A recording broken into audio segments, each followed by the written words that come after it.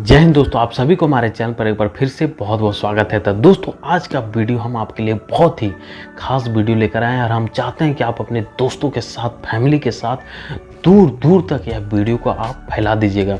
मैं ऐसा इसलिए कह रहा हूँ क्योंकि बहुत सारे लोगों के साथ परेशानियों का सामना करना पड़ता है और हमको भी परेशानियों का सामना करना पड़ा है, ताकि आप लोगों के साथ परेशानी का सामना नहीं करना पड़े। तो इसीलिए हम चाहते हैं कि आप वीडियो को दूर दूर तक आप लोग ज़रूर फैला दीजिएगा। तो दोस्तों, मैं आप लोगों को बताना चाहता हूं कि यदि आपका किसी भी प्रकार का LIC कंपनी का पॉलिसी यदि आप लिए होंगे, आपका LIC कंपनी का यदि आपका किसी भी प्रकार का पॉलिसी होगा, तो जब हम लोग लास्ट तक प्रीमियम भरते हैं और लास्ट तक प्रीमियम भरने के बाद मैच्योरिटी डेट पूरा होने के बाद जो मैच्योरिटी क्लेम हम लोग करवाते हैं, जो पैसा हम लोग को लास्ट में मिलता है, तो उसके लिए हम लोग को क्या फॉर्म भरना पड़ता है और उसके साथ क्या क्या डॉक्यूमेंट लगाने पड़ते हैं, हम लोग को कहाँ जाके जमा करना पड़ता है और किन किन परेशानियों को सामना करना पड़ता है। तो हाल ही में हमने एक मैच्योरिटी क्लेम करवाया था और कैसे पैसा मिला, तो आप वीडियो को लास्ट तक जरूर देखिएगा ताकि आपको पूरी जानकारी मिल सके और आपके साथ परेशानी ना हो।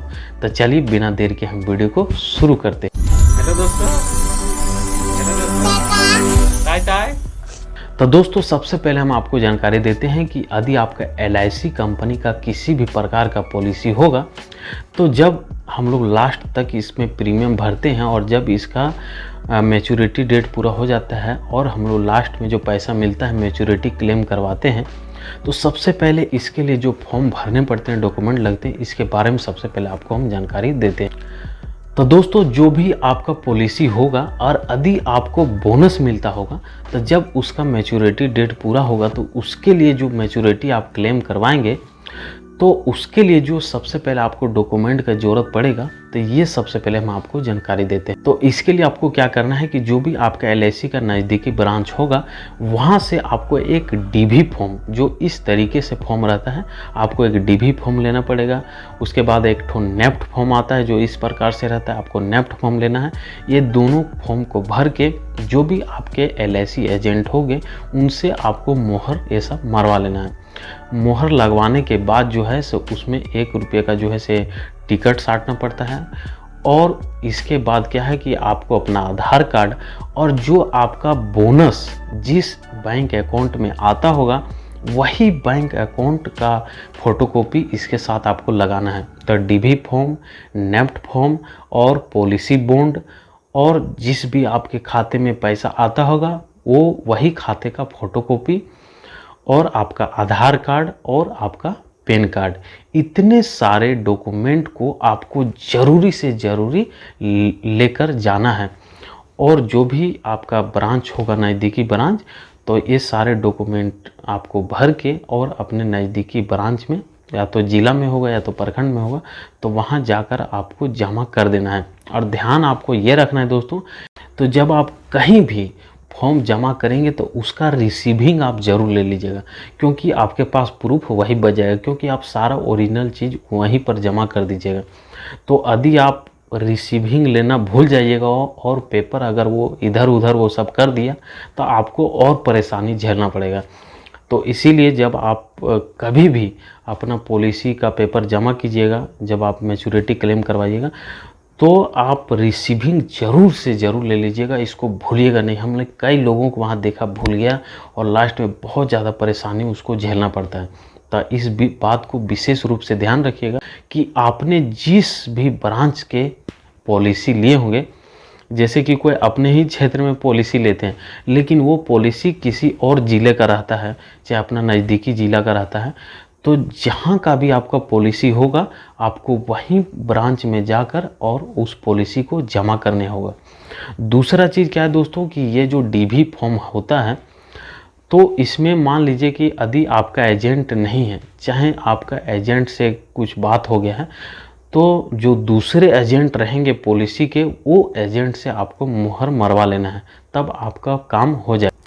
और दूसरा चीज़ क्या है दोस्तों कि यदि आपका LIC का जो पॉलिसी होगा, यदि आपका बोनस नहीं आता होगा, तो जब बोनस आपको नहीं मिलता होगा, तो उसके लिए क्या करना है कि यदि आपका मैच्योरिटी डेट पूरा हो जाता है, तो आपको अपने नज़दीकी LIC ब्रांच से DV फॉर्म लेना है, एक ठो नेफ्ट फॉर्म लेना है जो इस प्रकार से रहता है, और इसमें आपका जो भी एजेंट होंगे उनसे इसमें मोहर लगवा लेना। यदि आपके एजेंट नहीं होंगे तो जो दूसरा एजेंट होगा कोई भी LIC कंपनी का है तो उनसे आपको इस पर मोहर लगवा लेना है। 1 रुपये का टिकट इसमें लगवाना पड़ता है। इसके बाद आपका अपना आधार कार्ड का फ़ोटोकॉपी, अपना पैन कार्ड का फ़ोटोकॉपी, और ये दोनों फॉर्म तो भरना ही है, और आपका जो पॉलिसी बॉन्ड होगा वो बॉन्ड को साथ में लगाना है।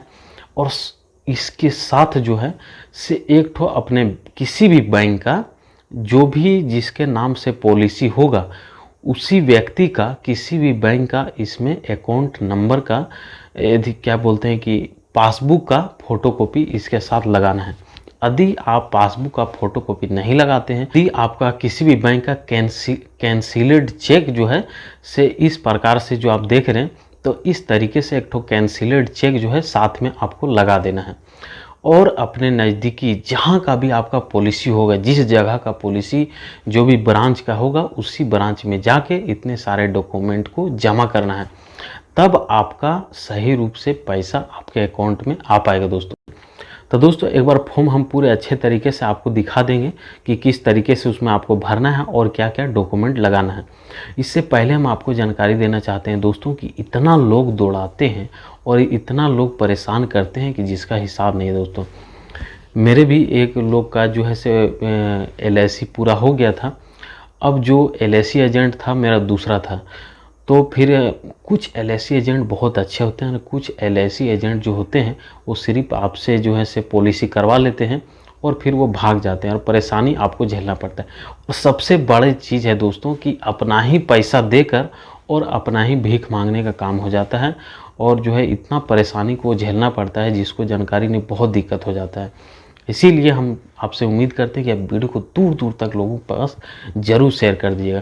तो हम आपको बताना चाहते हैं कि जब मेरा LIC का जो है मैच्योरिटी जो है पूरा हुआ, तो दोस्तों हम आपको बताना चाहते हैं कि हाल ही में एक ठो हमने मैच्योरिटी क्लेम करवाया था किसी व्यक्ति का। तो इतना परेशानी जो है झेलना पड़ता है कि जिसका हिसाब नहीं। सबसे पहले क्या चीज़ था, हम लोग के ब्रांच से किया हुआ नहीं था पॉलिसी, दूसरे जगह का ब्रांच से यह पॉलिसी किया हुआ था।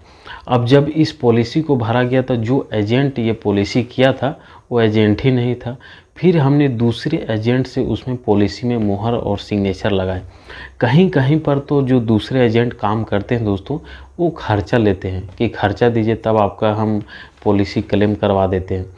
तो हमको जो LIC कंपनी का पॉलिसी हो चाहे किसी भी कंपनी का पॉलिसी हो, तो सबसे दुख का बात हम ये लगाते हैं दोस्तों कि चलो फर्स्ट टाइम तो एजेंट जो भी होते हैं तो वो आपका पॉलिसी कर देते हैं, लेकिन जब मैच्योरिटी पूरा होता है यार तो काहे उसमें जो है सो उसमें फिर से मोहर लगवाना पड़ता है। अब मान लीजिए कि कोई एजेंट ही नहीं है, सब मर गया हो, तो आपको पैसा कैसे मिलेगा? इसका मतलब है पैसा ही आपका डूब जाएगा। लेकिन ऐसा तो होना ही नहीं चाहिए। उसमें जब स्टार्टिंग में एजेंट ये सब सारा काम किया ठीक है, लेकिन यदि पॉलिसी आदमी क्लेम करवाता है तो वो खुद से ही सारा चीज़ वो करा सकता है, ऐसा उसमें सिस्टम होना चाहिए था दोस्तों हमारे हिसाब से। हम जब वहाँ पे गए थे ऑफिस में तो देखिए इतने सारे लोग परेशान हैं। कोई कहता है कि ये पेपर छूट गया, कोई कहता है ये पेपर छूट गया, तो यहाँ पर साइन नहीं करवाया तो ये काम नहीं हुआ।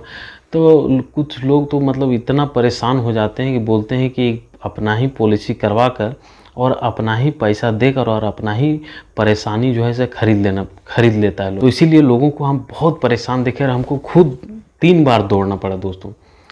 एक बार तो हम जब गए वहाँ पर ऑफिस में तो कहता है कि इधर गया है उधर गया है, और फिर वो काम नहीं के नहीं किया।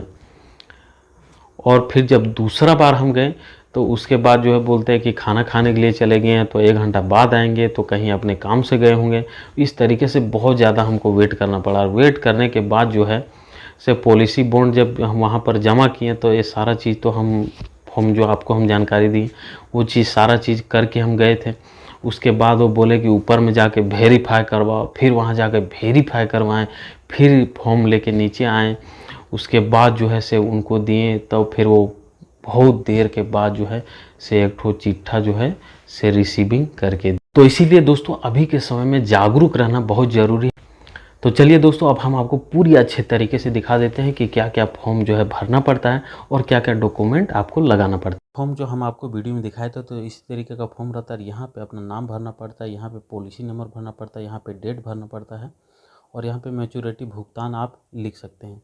इसके बाद जो है सो देखिए यहाँ पर जो है, यहाँ पर मोहर और सिग्नेचर लगाते हैं जो भी एजेंट रहते हैं आपका। उसके बाद यहाँ पे जो है पॉलिसी होल्डर का जो है से यहाँ पे हस्ताक्षर करना है। जो भी आपका ब्रांच होगा वहाँ का नाम लिखना है, यहाँ पे टिकट साटना है और टिकट के ऊपर जो है क्रॉस सिग्नेचर करना पड़ता है।